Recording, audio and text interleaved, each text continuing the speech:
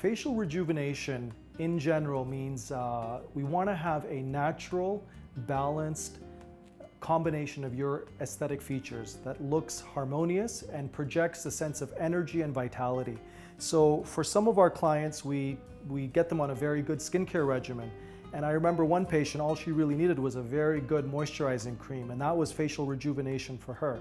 For other patients where there's certain problem areas, some scarring, some dark circles, some textural issues, we get into the lasers.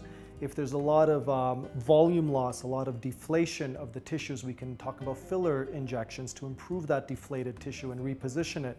And certainly for our patients with jowls or bags under the eyes, there's a host of surgical interventions which are still relatively minimally invasive, but that's what you would need to get the result that you'd want.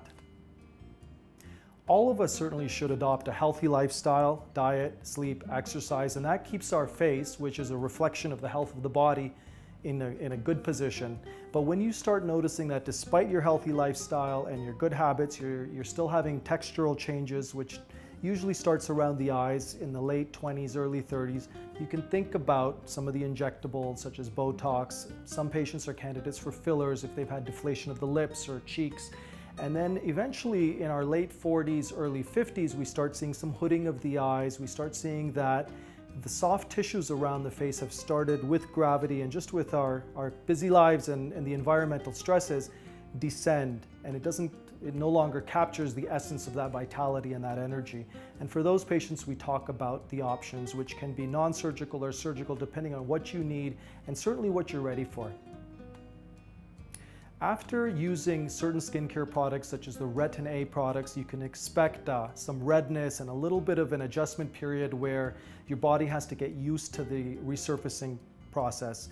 When we use chemical peels, you can expect again some redness, some resurfacing, like you've just had a good exposure to some sunlight.